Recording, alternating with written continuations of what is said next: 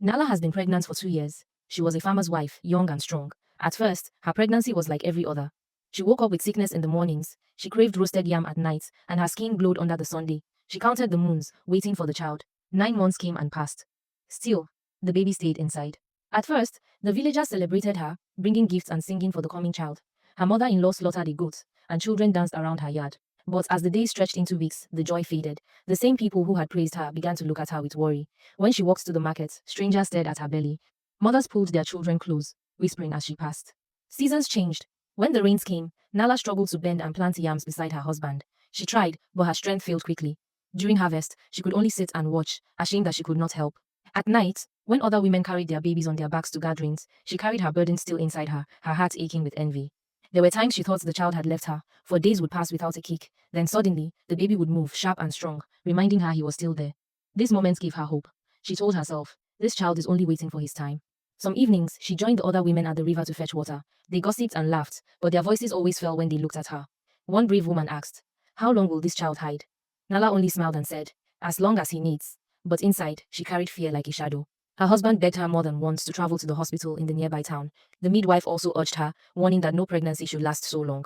But Nala shook her head each time. She believed strongly that the gods were watching over her. She said, this child will come when the gods allow, not before.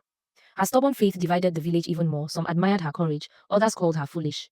It was during this time that the village chief sent word for her to visit the shrine. The priest examined her belly, muttering old chants. He sprinkled white chalk on her forehead and told her the gods were testing her patience.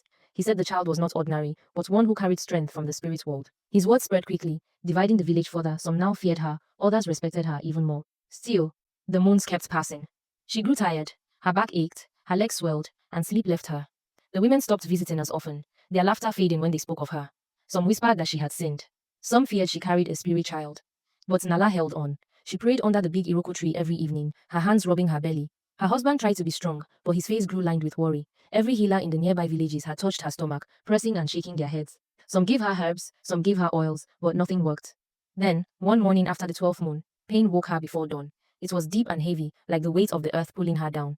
She screamed until the whole compound gathered. The midwife rushed in, her old hands steady and firm. Hours passed. The sun climbed and fell. Finally, as the moon rose, a cry broke the silence. Nala's baby came at last. A boy, strong and alive, with a loud voice that filled the room.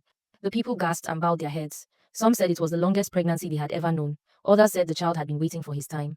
Nala only held him close, her tears wetting his small face. To her, he was not a curse, not a miracle, just her son, finally home.